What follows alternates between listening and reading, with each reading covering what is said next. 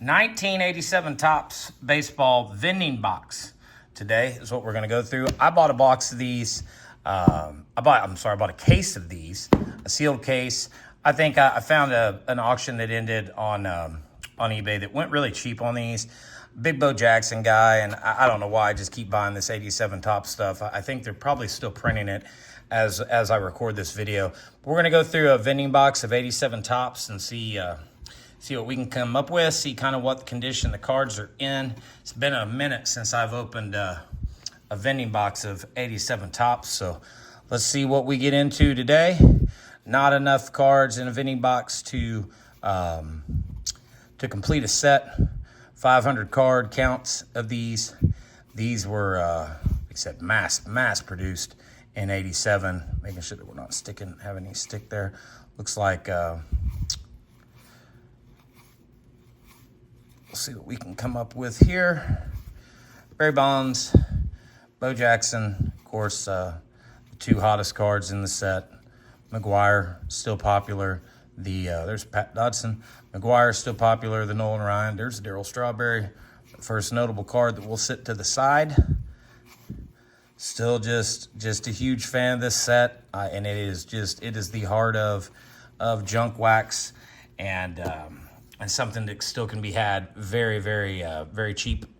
If you want to go get one of these boxes on your own, it's probably going to cost you maybe about $25 per vending box delivered. There's Rafael Palmeiro, one of the second good card to come out of here. 25 bucks delivered, probably get you one of these to your door. I'm going to put up a few of mine, probably on eBay as well. Didn't really need a whole case of these, but it was cheap and it was late at night, and I thought, why not? We'll throw a bid on this and see if I get it, and I sure did. And boy, was it a heavy box. So we are going to open a few, and maybe we'll add one of these into our giveaway.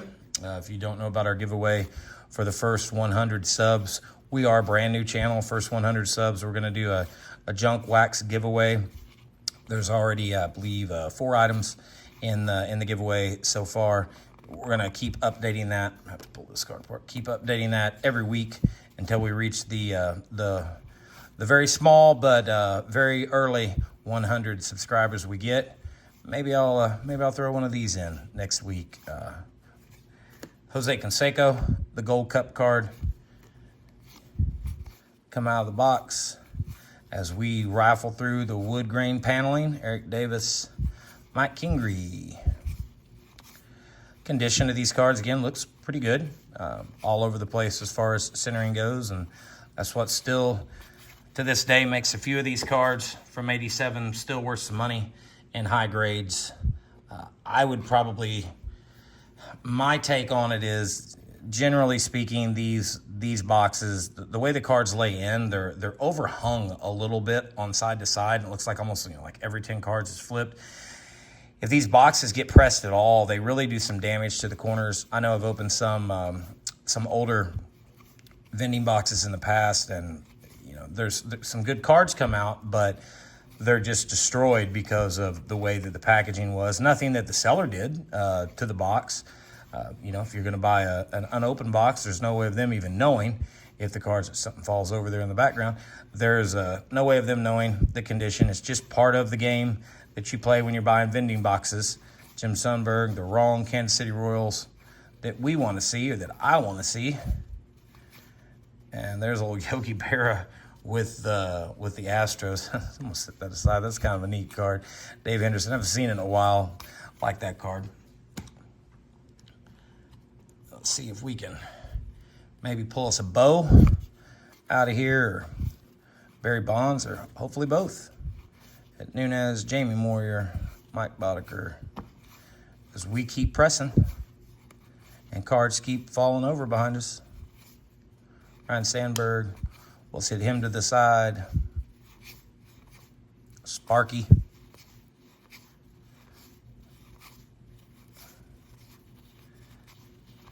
And who was that? Oh, Maury Wills.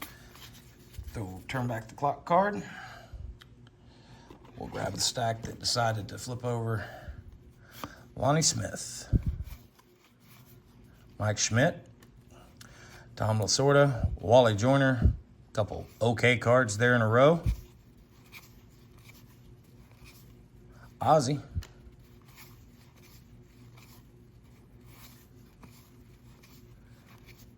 Dale Murphy.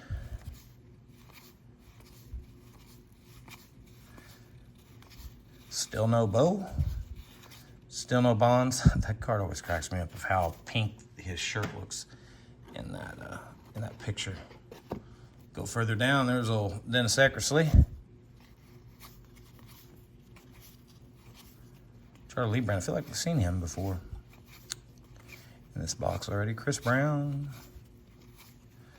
Kind of getting stale here. Haven't had a quote-unquote hit in a minute. Still, if you hit an 87 tops, you're not hitting much. Unless you manage to find a Bonds, right? Dave Madigan, future stars. Unless you find a Bonds or a Bo Jackson card that's PSA 10 worthy. Nolan Ryan cards, yeah, they still bring a little bit of money. Some Pete Rose, a few of the others. You know, some of the Hall of Famers you can still get an okay dollar for in a PSA 10. But this set is, all of them are from back in this era. Man, this better be something good hiding behind this card. Robbie Thompson Gold Cup card. I'm going to throw that up there. I haven't seen that one in a while either. 87 would have been the first year that I was really big into buying cards. And man, oh man, did I buy a ton of these.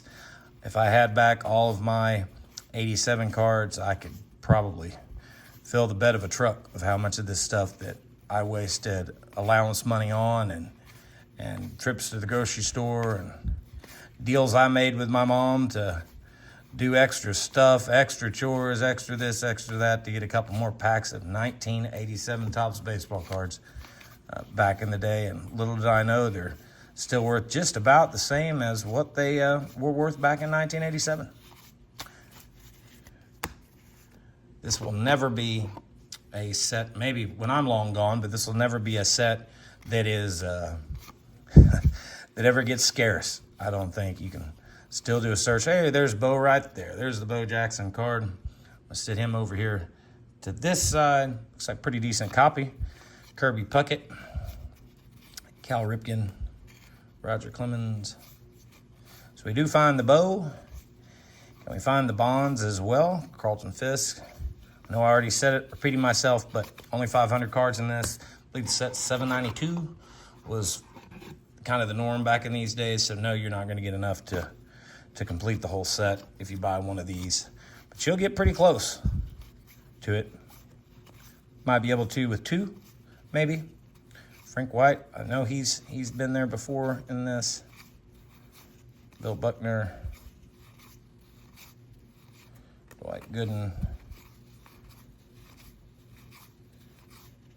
Turn back the clock. Kind of a neat card. Ricky there. Stick that in the save for later pile. Lou Whitaker. Oh no, I just knocked over. There's an Nolan Ryan card. Another good card. Sit him over here safely with Bo. Maybe we can add Mr. Bonds to that. Make a trio over there to the left. Old Dan Quisenberry.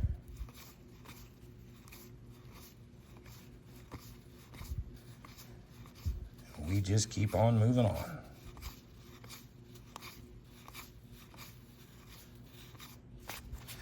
Couple stacks left. See if, well, that's a big old stack. I'm just take whatever's left in here out. Not many left to find the Bonds card. I think if we found Bonds, probably pretty successful. Oh, there's another Raffy. Pretty successful box in my opinion. Got what I was looking for with the Bo. We'll turn back the clock. Reggie card. Chet Lemon.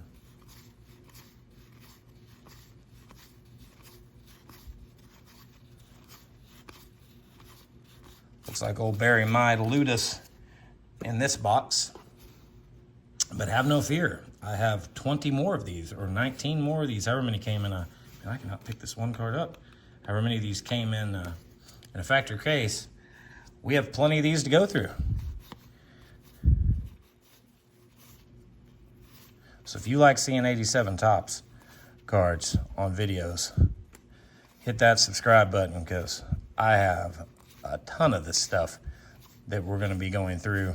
I also have some rack boxes that are sealed, BBC sealed, that I got way back in the day. Probably rip one of those and see what we come up with. And that Tony Pena, Royal Hershiser, Corey Snyder. Now let's get to the bottom of this, and I think Mr. Bonds is going to elude us in this one. Last card is going to be another one of those Ricky Henderson turn back the clocks. So a decent copy, decent Nolan Ryan, and a looks like a pretty well centered Bo Jackson. Going to highlight this one. Got me a nice little stack of go through later cards in quotation marks there, that I'll see if anything is just super centered up, maybe a PSA candidate. But that's going to do it for 1987 Topps Baseball Vending Box Break.